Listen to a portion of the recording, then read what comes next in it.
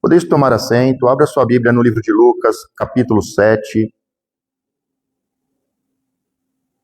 Livro de Lucas, capítulo 7. Convido você também, que está acompanhando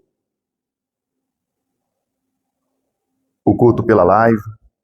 Se for possível, abra sua Bíblia no livro de Lucas, capítulo 7, versículo 11.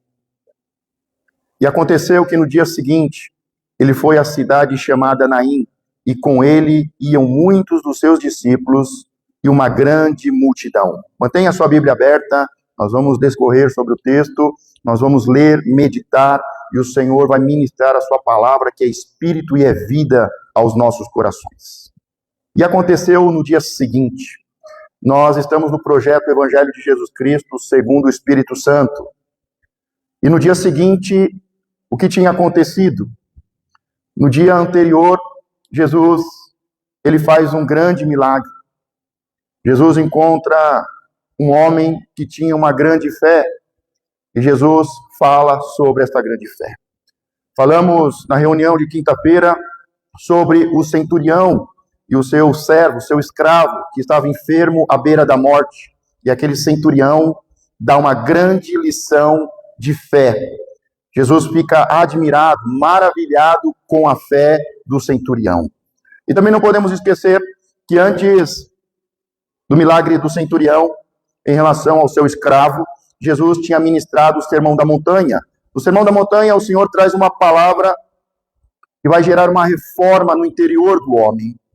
A religiosidade já tinha a palavra que cuidava do exterior, mas o Senhor vem completar a obra e fazer uma reforma no interior.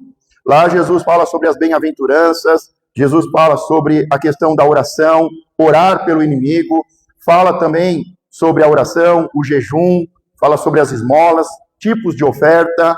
Jesus traz um importante sermão, o Sermão da Montanha. Ele é o novo Moisés, que traz uma palavra para o interior do homem, para completar a obra. Jesus faz o Sermão da Montanha.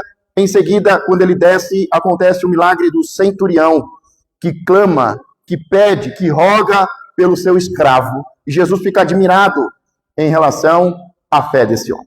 O que precisamos entender é que o Senhor ensina com autoridade, e o que ele ensina, ele vive. Não podemos esquecer que o centurião é inimigo do povo de Deus. Eles invadiram, eles dominaram, eles escravizaram, cobravam impostos abusivos.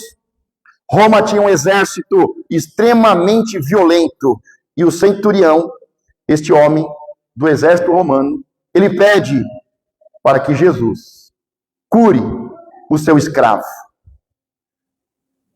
Ele pede por um escravo, por alguém que não valia nada, que era como um objeto, como uma ferramenta de trabalho, que se quebrasse, jogava fora. Se morria, enterrava. O centurião, ele mostra uma fé não egoísta, ele não pede por ele, mas ele mostra uma fé cheia de amor e compaixão. Ele mostra uma fé de alguém que sabe se submeter e se humilha diante do Senhor, pedindo e rogando ao Senhor, sabendo que tem coisas que só o Senhor pode fazer. Uma fé que se submete. Ele entende de autoridade e ele diz, basta uma palavra.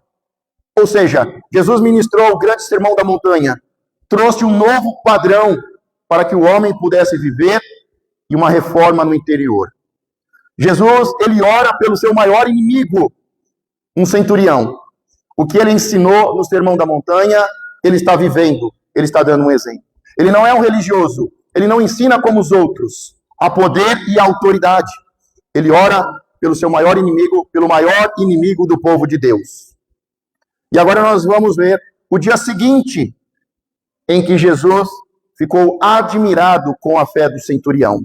Nós vamos ver o texto, e aqui voltamos ao texto, Lucas 7, versículo 11. E aconteceu que no dia seguinte, ou seja, após o milagre do centurião, em que Jesus cura e livra da morte um escravo, ele foi à cidade chamada Naim, e com ele iam muitos dos seus discípulos e uma grande multidão. Versículo 12. E quando chegou perto da porta da cidade, eis que levavam um defunto, filho único de sua mãe, que era viúva, e com ela ia uma grande multidão da cidade. Ou seja, Jesus está caminhando, ele faz um caminho de 40 quilômetros aproximadamente. Jesus caminha aproximadamente 40 quilômetros, muitos dos seus discípulos estão seguindo, e há uma grande multidão. Eles estão recebendo as boas novas, eles estão vendo milagres, eles estão acompanhando Jesus, eles estão vivendo lado a lado com a vida de Deus, com a palavra que é espírito e é vida, sendo ensinados, doutrinados, se tornando discípulos. Eles estão recebendo as boas novas. Imagine essa caminhada de 40 quilômetros. Aparentemente, 40 quilômetros pode ser muito, mas imagine quando você tem uma boa companhia. Quando você está na companhia da vida, daquele que amou o mundo, daquele que ensina, daquele que está trazendo uma reforma, daquele que está inaugurando um novo tempo. 40 quilômetros passam rápido. Jesus, com seus discípulos, uma grande multidão, caminham 40 quilômetros. Quando eles chegam na cidade de Naim, logo na porta, vem uma mulher com seus amigos, vizinhos, e uma grande multidão. E ali tem uma pessoa morta. Ali tem um filho que morreu. Uma mulher viúva que perdeu o seu marido e agora perdeu o seu único filho. De um lado está Jesus Cristo, aquele que ama a vida e as boas novas. Do outro lado está uma mulher enterrando o seu filho e uma grande multidão chorando. A grande questão é como você entrou neste lugar, como você está ouvindo essa palavra. Você faz parte da multidão que é discípulo e segue Jesus? Você faz parte da multidão que recebeu as boas novas e está caminhando e o fardo não é pesado? Você está caminhando em 40 quilômetros. É fácil de caminhar, porque o fardo é leve, porque a companhia é boa, porque na frente está Jesus Cristo, porque você recebeu vida nova, porque você vê milagres, ou você faz parte da multidão que está chorando, que está triste, que está enterrando sonhos e projetos e que nada acontece. Você entrou aqui de que jeito? Como você cruzou as portas do templo, da igreja? Ali, na porta da cidade, se encontram duas multidões. Uma na frente está Jesus e na outra uma mulher. Em uma multidão tem alegria, vida e boas novas. Na outra tem dor, tem choro e tem morte. Como você está hoje? Versículo 12. Quando chegou perto da porta da cidade, eis que levavam um defunto, filho único de sua mãe, que era viúva, e com ela ia uma grande multidão da cidade. Jesus se encontra com uma mulher viúva, que perdeu o seu companheiro e agora perde o seu único filho. Ou seja, uma mulher que para aquela época não havia mais esperança. Ela perdeu o seu companheiro, ela perdeu a companhia, ela perdeu a proteção, ela perdeu a provisão, ela perdeu totalmente a esperança do futuro. E nós vamos ver que esta mulher, ela não ora, ela não clama, ela não pede nada para Jesus. Muito diferente do centurião que pediu aos anciões, que pediu aos seus amigos que falassem com Jesus. Essa mulher não pediu nada. Jesus desce do monte e ele vai cumprir a palavra, ele vai orar pelos seus inimigos. O inimigo pediu e ele vai orar. E ele orou e fez um milagre. Mas nós vemos aqui essa mulher que ela não está pedindo nada. Não há o menor sinal de fé. Não há nenhuma oração, nenhum clamor. Só há choro e lamentação. Ela não pede nada, não há fé, não há esperança. Ela está no caminho da morte, indo enterrar o seu filho. Mas Jesus, agora, ele não vai ficar admirado com a fé de ninguém. Ele não vai dizer, nem em Israel encontrei tamanha fé. Ele não vai dizer, homens de pequena fé. Mas ele vai demonstrar o seu amor e a sua fé. Ele vai demonstrar o seu poder e ele vai fazer um milagre para alguém que nem está pedindo. Versículo 13. E vendo-a, o Senhor moveu-se de íntima compaixão por ela e disse-lhe, não chores. Os momentos mais difíceis na vida de uma pessoa, nós sempre temos um chavão, nós temos uma palavra, todo mundo fala a mesma coisa. Não de sangue animal, mas de sangue de Jesus Cristo. O sangue do Cordeiro, o sangue de Jesus Cristo. Ele coloca a mão e dele sai santidade, dele sai virtude, dele sai poder e autoridade. É um novo tempo. Jesus está inaugurando um novo tempo. Um novo tempo na vida de uma mulher, um novo tempo na vida de um filho, um novo tempo na vida do seu povo. Quando nós olhamos essa história, é uma história forte, marcante. Jesus, Deus, quando esteve em carne entre nós, nessa terra, ele ressuscitou algumas pessoas. E cada pessoa que ele ressuscitou tem uma mensagem importante. Jesus ressuscitou uma pessoa que morreu no mesmo dia, e aqui Jesus está ressuscitando uma pessoa que morreu um dia antes. Isso mostra que no mesmo dia que aquele homem, aquele centurião, estava orando e buscando Jesus, por intermédio dos anciões e seus amigos, para que o seu escravo não morresse, essa viúva tem o seu filho morto. O seu filho morreu. Isso acontece com o centurião, com o inimigo do povo, isso acontece com o povo de Deus. No dia anterior, um escravo foi livre da doença e da morte, por causa da fé de um centurião, que buscou Jesus Cristo. Mas aqui mostra uma mulher, que representa a igreja, que representa os teus filhos, que no dia que tinha que ter fé, que tinha que ter buscado Jesus, não teve fé e nem buscou Jesus. Um romano, na hora certa, no dia certo, na hora certa, buscou Jesus, e o seu escravo que estava à beira da morte, enfermo, foi curado e livre da morte, porque um centurião manifestou uma fé maravilhosa. Mas essa mãe, que já tinha perdido o seu companheiro, na hora de demonstrar fé e procurar Jesus, ela não tinha fé. Ela não demonstrou fé. Ela não tinha fé. Ela não demonstrou nenhuma fé. Ela não pediu para ninguém ir falar com Jesus. Quantas vezes nós estamos passando por um momento difícil e não buscamos Jesus? Não há nenhum ancião, não há nenhum líder que podemos buscar para interceder por nós. Não pedimos para nenhum amigo ir falar com Jesus. Será que nós estamos agindo dessa forma? Será que nós somos uma mulher que não tem fé? Será que estamos vendo os nossos filhos adoecerem e à beira da morte e não há fé?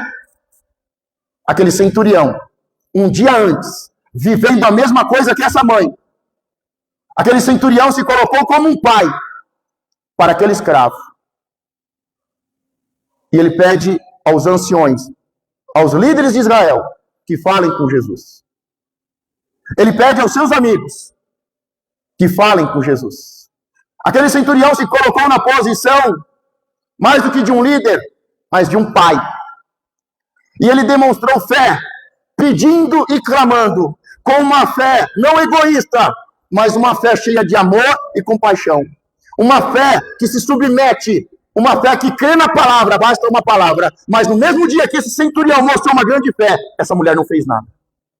Será que essa mulher, será que essa igreja, no dia em que os filhos estão morrendo, não estão fazendo nada? Será que não há um ancião para você clamar, pedir? Será que não há um amigo para você pedir? Aquele centurião não viveu a dor do luto. Mas esta mulher, viúva, que já não tinha mais líder, mostra também que não tinha anciões e nem amigos. E ela está vivendo a dor do luto. Muitas vezes estamos passando por uma dor terrível. Porque falta fé. Essa mulher não precisava estar passando por isso. Mas sabe qual é a questão? Ela se acostumou com não ter um companheiro. Ela se acostumou com a dor do luto. Ela não acredita mais nos anciões. Ela não quer incomodar os amigos.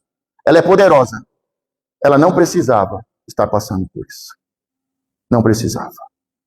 Ela se acostumou com uma dor, ela se acostumou com uma vida de perda, de dor e sofrimento.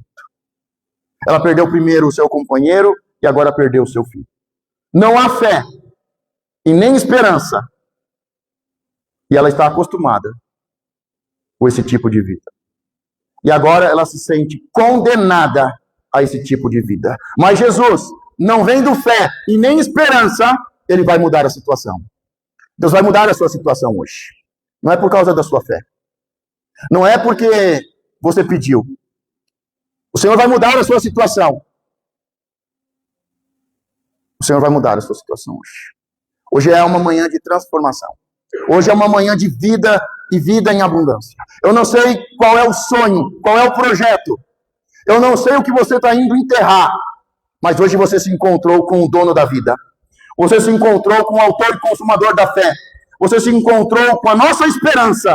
Você se encontrou com aquele que é Senhor dos senhores e Rei dos reis. Ele não é só Senhor do sábado, desse dia. Ele é Senhor de todos os dias da sua vida. E Ele marcou um encontro nesse dia para mudar a sua história. Jesus, Ele ministrou o Sermão da Montanha. Ele está vivendo o Sermão da Montanha. Ele está orando pelos inimigos. Mas mais do que orar pelos inimigos, Ele tem uma missão. Ir atrás das ovelhas perdidas do meu Pai, disse o Senhor. Ele está atrás de você hoje. Ele está te buscando. Ele está transformando vidas hoje. Hoje, você se encontra com o Senhor. Hoje você se encontra com a vida de Deus. E isso vai mudar na sua vida hoje. Isso vai mudar na sua vida. Vai mudar. Versículo 13. Vendo-a, o Senhor moveu-se de íntima compaixão por ela e disse-lhe: não chores. Hoje acaba o seu choro. Hoje acaba o seu luto. Muitos enterraram filhos. Passaram por abortos, enterraram filhos. Muitos enterraram sonhos e projetos. Muitos enterraram ministérios. Mas o Senhor está dizendo: não chores, porque eu estou mudando essa situação hoje. Não é um chavão, não é uma palavra religiosa. Não estou falando como os outros. O Senhor está ministrando ao seu coração. O tempo do choro acabou na sua vida hoje. Versículo 14. E chegando-se, tocou o esquife. E os que levavam pararam. E disse: jovem, a ti te digo, levanta-te. E o que fora defunto assentou-se e começou a falar. Muitas vezes, a religiosidade nos ensina a orar e falar com o Pai. Mas Jesus nos ensina a falar com os problemas. Jesus é quem nos ensina a ter fé e a dizer a este monte: saia daqui e se lance no mar. O religioso, ele quer orar bonito. O religioso, ele sabe falar com Deus. O religioso busca unção. Mas o Senhor nunca disse que o nosso problema era falta de unção. O Senhor sempre disse que o nosso problema era falta de fé. As pessoas vão atrás de unção, compartilham unção, mas não despertam a sua fé. Jesus ensinou sobre fé. Jesus ensinou seus discípulos a pedirem: acrescenta fé. O Senhor ensinou seus discípulos: se vocês crerem, tudo é possível ao que crê. O Senhor ensinou a usar a fé e a falar com uma figueira, a falar com o vento e o mar, e a falar com a morte. Aprenda, não com os religiosos, mas com Jesus Cristo. Sabe, há um tempo atrás havia um temor, uma preocupação muito grande, porque há um plano maligno de tirar o nome de Jesus Cristo da história da humanidade. Começaram a desvalorizar a Bíblia, porque a Bíblia é isso, a Bíblia é aquilo, um monte de mentira. E começaram a colocar dúvidas sobre a palavra de Deus, a tirar o nome de Jesus, tirar o nome de Jesus e a Bíblia dos lugares públicos, das escolas, dos hospitais. A grande questão é que muitos não perceberam que antes do inimigo começar a tirar o nome de Jesus Cristo da história, do governo, das instituições, das escolas, dos hospitais. Antes o inimigo tirou o nome de Jesus Cristo da nossa boca e da nossa casa. Nós não falamos de Jesus Cristo na nossa casa. Nós falamos de tudo na nossa casa, menos de Jesus Cristo. O diabo só está tirando o nome de Jesus Cristo da história, porque antes ele tirou da nossa boca o nome que está sobre todo nome. A gente dá remédio, mas a gente não ora em nome de Jesus Cristo. Tiraram o nome de Jesus Cristo da tua casa e você nem percebeu. Tiraram o nome de Jesus Cristo dos púlpitos. Se fala de tudo nos púlpitos da igreja, menos de Jesus Cristo. Se fala de riqueza, de prosperidade. Tiraram os mestres do Senhor e colocaram mestres que falam o que você quer ouvir. Colocaram psicólogos, coaches, professores. E eles não falam de Jesus Cristo. Eu fico impressionado como a maioria dos púlpitos hoje pega um versículo e lê um versículo. E o pregador prega 40 minutos, 1 hora. E não tem nada de palavra de Deus e muito menos de Jesus Cristo. Não tem nada, não tem nada. Muitos estão preocupados porque querem tirar o nome de Jesus Cristo da história. Mas enquanto estamos preocupados com o mundo, devemos tirar, primeiro, o cisco do nosso olho. Quem nós estamos ouvindo? Os púlpitos estão falando de Jesus Cristo? As igrejas estão adorando Jesus Cristo? Porque antes de tirar do mundo, tiraram o nome de Jesus Cristo da igreja. Porque nos últimos dias, muitos buscam mestres que falam o que agrada o ouvido e o coração humano. Não pode mais falar sobre Jesus Cristo. Não pode mais falar sobre santidade. Não pode mais falar sobre a Bíblia.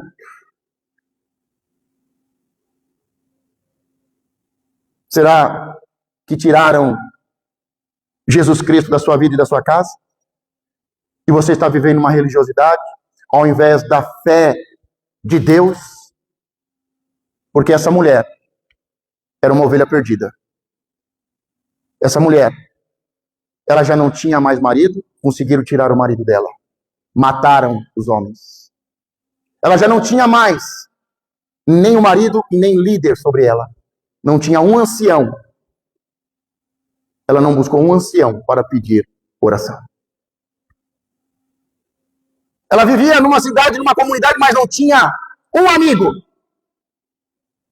para buscar Jesus Cristo por ela. Será que tiraram Jesus Cristo da sua vida e da sua casa? Será que tiraram a cruz do seu evangelho? E ficou uma religião morta? Sem homem, sem líder e sem amigo? Será que você se acostumou com essa vida desgraçada e condenada? Jesus não está fazendo coisas nessa manhã porque nós temos fé. Ele está fazendo porque é missão dele. É missão dele. Pessoas que não acreditam mais no casamento. Pessoas que desistiram da família. Pessoas que estão vivendo uma religiosidade. Jesus ressuscitou 4 pessoas no seu ministério. Uma menina que morreu no mesmo dia, Jesus ressuscitou. E aqui, Jesus está ressuscitando um menino, um filho, que tinha morrido no dia seguinte. No dia seguinte que ele encontrou um homem de grande fé, que ele orou pelo inimigo, ele está ressuscitando hoje. Jesus não está fazendo um milagre para mostrar o quanto é poderoso. Jesus não está mostrando que o pecado, que a imundícia e a morte interferem nele, como um sacerdote qualquer. Jesus está mostrando que ele e a sua santidade, o seu poder, é que acaba com o pecado, a lepra, a morte. É ele que muda uma situação. Jesus não está mostrando o seu poder ressuscitando uma pessoa. Jesus está mostrando que ele é o Deus da família. Ele está mais do que ressuscitando um filho, ele está restituindo uma família. Ele está ressuscitando um filho e entregando a uma mãe, a uma mulher viúva. Porque o texto diz, uma mulher viúva. Eu não sei por que o texto não diz mãe de um único filho. Sabe por quê? Porque essa mulher não tem mais marido e ela desistiu de ser mãe. O diabo consegue tocar nos nossos filhos quando nós desistimos de ser mãe, quando nós desistimos de ser igreja, quando nós não acreditamos mais e fazemos um culto religioso, quando nós não ensinamos, não cuidamos de filhos.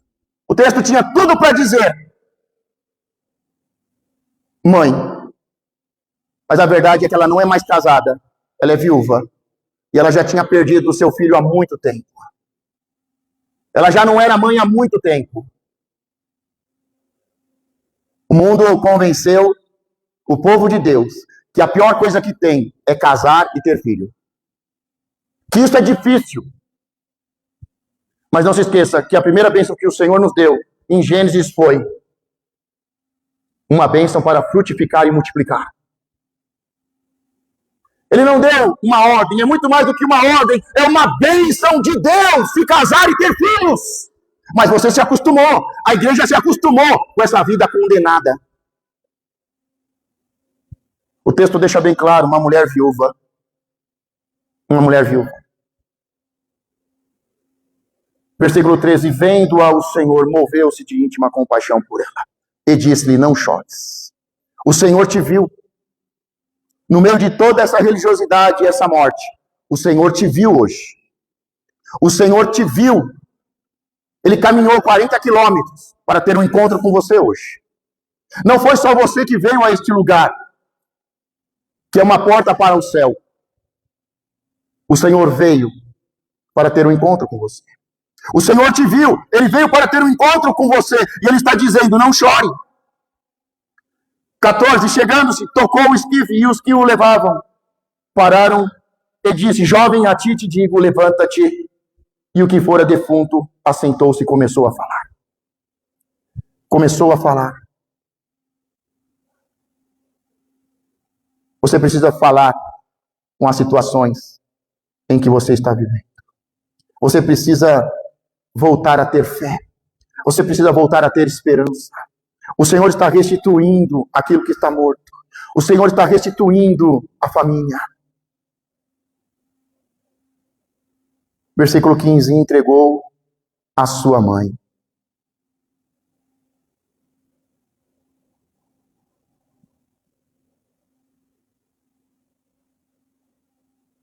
O Senhor está entregando coisas a você hoje. O Senhor está te restituindo hoje. Filhos e famílias estão sendo restituídas. Sonhos e projetos estão sendo restituídos. É o Senhor que está fazendo.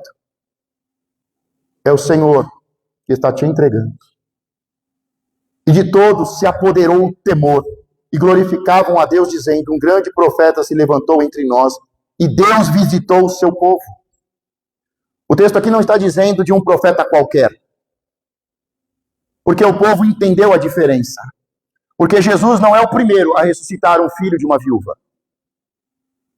Elias e Eliseu também ressuscitaram filhos de mulheres viúvas. Não é a primeira vez que isso está acontecendo. Não é por causa disso que o povo está dizendo, um profeta nos visitou, Deus está aqui. Porque isso já tinha acontecido antes. Elias e Eliseu fizeram isso. A grande questão é que Elias e Eliseu, para ressuscitarem um filho, eles tiveram que orar, clamar, eles tiveram que se deitar, levantar, rodear, deitar de novo, orar, clamar. Eles suaram para ressuscitar um filho e restituir uma família. Jesus fez com a maior naturalidade. Com a maior naturalidade. A religiosidade e a lei antiga, o Antigo Testamento, sangue de animais, também ressuscita. Também ressuscitou filhos. Mas havia tanto esforço. Jesus está mostrando que as coisas para ele é fácil. E Jesus veio fazer. Não vai ser difícil. Nada é difícil para o Senhor. O Senhor, Ele pergunta o que é mais fácil. Jesus não pergunta o que é difícil. Qualquer coisa que precisa ser feito na sua vida, o Senhor não pergunta, mas vamos começar com aquilo que é fácil. Vamos deixar o difícil para amanhã. Não, não. Tudo é fácil. Para Ele é fácil perdoar pecados. Você não viveu princípios da família? Você não valorizou a bênção do Senhor para frutificar e multiplicar? Você não buscou os anciões?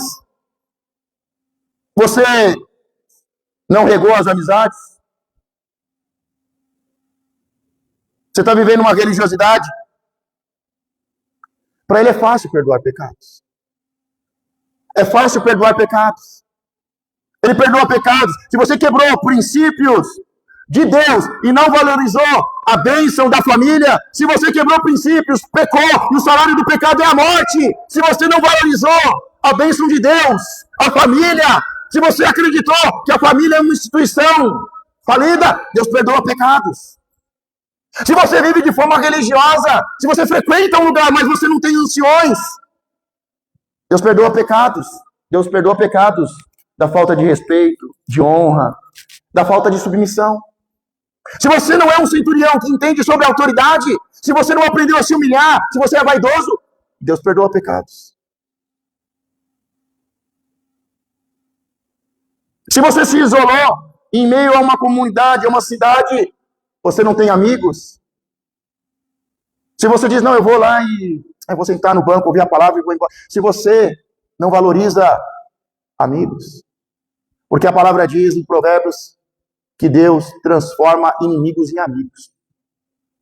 E foi isso que Jesus fez. Ele transformou um centurião, o maior inimigo do povo, em um amigo de Deus. Em um amigo de Jesus Cristo, em um amigo do povo. Se você quebrou princípios, se você pecou, Deus perdoa pecados. Seja pecados na família, seja pecados na liderança, seja pecados na comunidade. Não importa, Deus perdoa pecados. Se você não consegue se colocar de pé, caminhar, se você não consegue buscar Deus, se você também não quer ser carregado, Ele perdoa pecados e Ele faz milagres. Ele diz, os teus pecados estão perdoados, levanta e anda.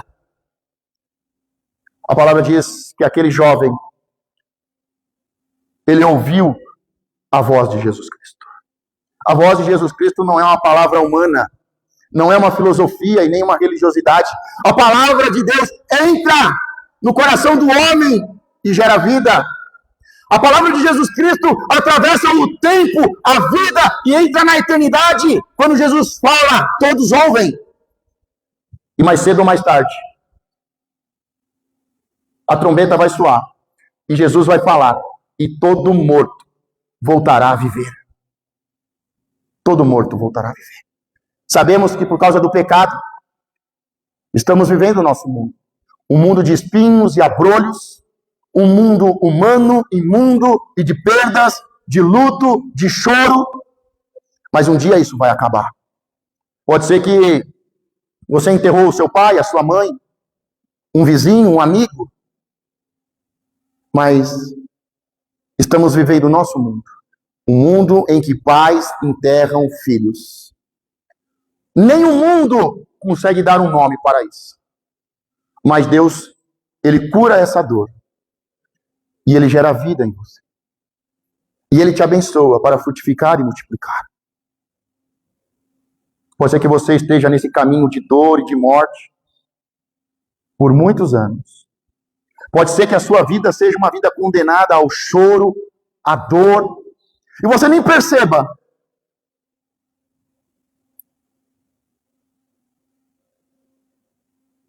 Mas toda essa tristeza, essa angústia, esse vazio, acaba hoje, porque você se encontra. O Senhor foi enviado para você. O Senhor foi enviado para curar o seu coração, para te libertar, para te converter desse caminho de dor e de morte. Hoje você pode escolher fazer parte daqueles que seguem, que são discípulos. Hoje você pode fazer parte da multidão que canta, que adora, que exalta, que não tem uma cara triste, que não expressa uma dor, um sofrimento, que não afasta as pessoas, Hoje você pode fazer muito mais do que parte de uma multidão, muito mais do que ser um seguidor ou um discípulo. Hoje você pode ser o corpo de Cristo. E de todos se apoderou o temor, e glorificavam a Deus, dizendo: um grande profeta se levantou entre nós, e Deus visitou o seu povo. Deus visitou o seu povo. Se coloque de pé. Deus está presente, não fisicamente, mas com a sua palavra, como o centurião entendeu. Basta uma palavra, e o meu escravo voltará a viver. O meu escravo voltará a viver. O meu escravo não vai morrer. Basta uma palavra e o meu escravo não vai morrer. Basta uma palavra e este jovem volta a viver. Basta uma palavra e a filha de Jairo volta a viver.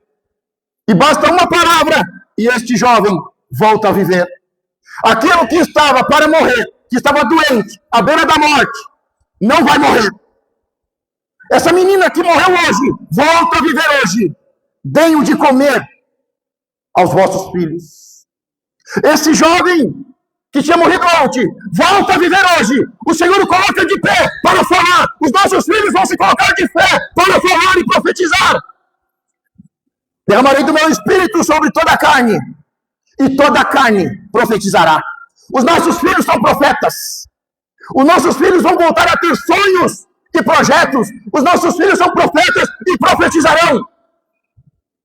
Irmão, presta atenção, que não é os filhos de Deus, não é os espirituais, é a carne. Nós estamos iniciando um novo tempo em que toda a carne, qualquer pessoa vai profetizar. O Senhor vai derramar unção sobre todos, não é sobre a sua igreja, não é sobre os seus filhos, é sobre todos. Está chegando o dia em que a glória do Senhor estará sobre toda a terra.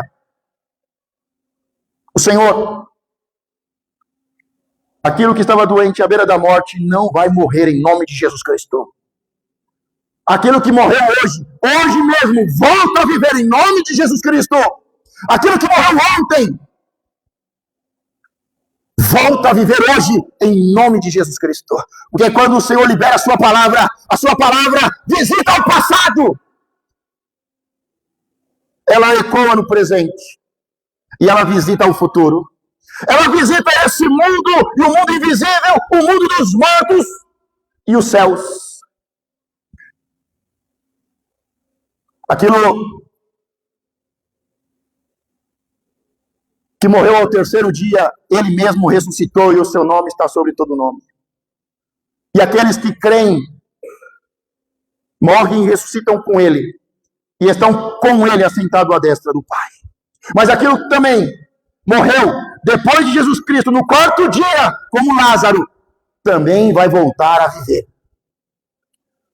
O Senhor, mais do que fazer um milagre no final do tempo, e todos os mortos voltarem a viver, o Senhor vai restituir as famílias. E um dia não haverá mais nem choro, e nem lágrima, e nem dor. Mas você já pode começar a viver isso hoje. Coloque a mão sobre o seu coração. Coloque a mão sobre o seu coração. E você está aqui, porque a fé vem pelo ouvir e ouvir a palavra de Deus. E você entrou aqui sem vida, sem esperança. Você entrou aqui para enterrar um sonho, um projeto. Mas você começa a ouvir a palavra de Deus. E a palavra de Deus. E a fé vem pelo ouvir e ouvir a palavra de Deus. E você está cheio de fé nesse momento. E agora chegou a hora de você começar a falar com aquilo que está à beira da morte. Chegou a hora de você falar com aquilo que morreu hoje de manhã, com aquilo que morreu ontem.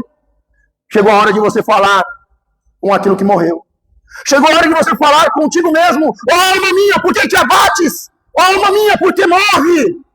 Hoje mesmo receberá vida. Hoje mesmo glorificará o nome do Senhor. Fale para a sua família.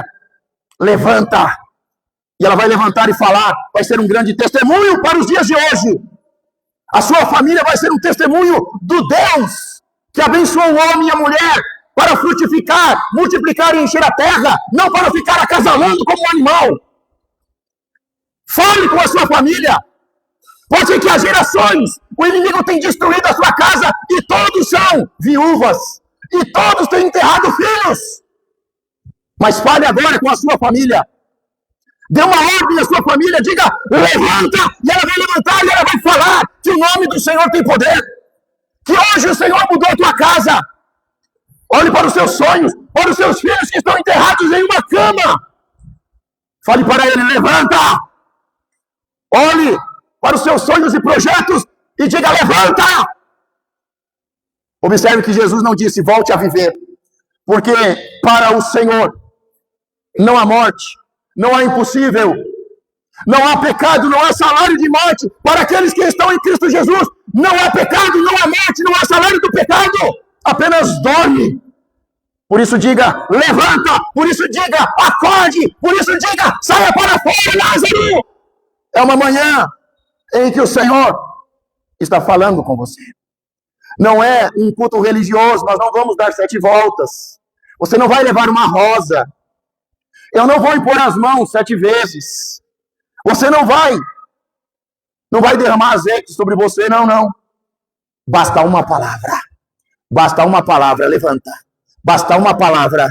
Basta uma palavra. Basta uma palavra. Basta uma palavra. Libere uma palavra. Eu libero para você agora uma palavra de Deus. Família, levanta. Igreja, levanta. Líderes, levanta. Povo de Deus, levanta.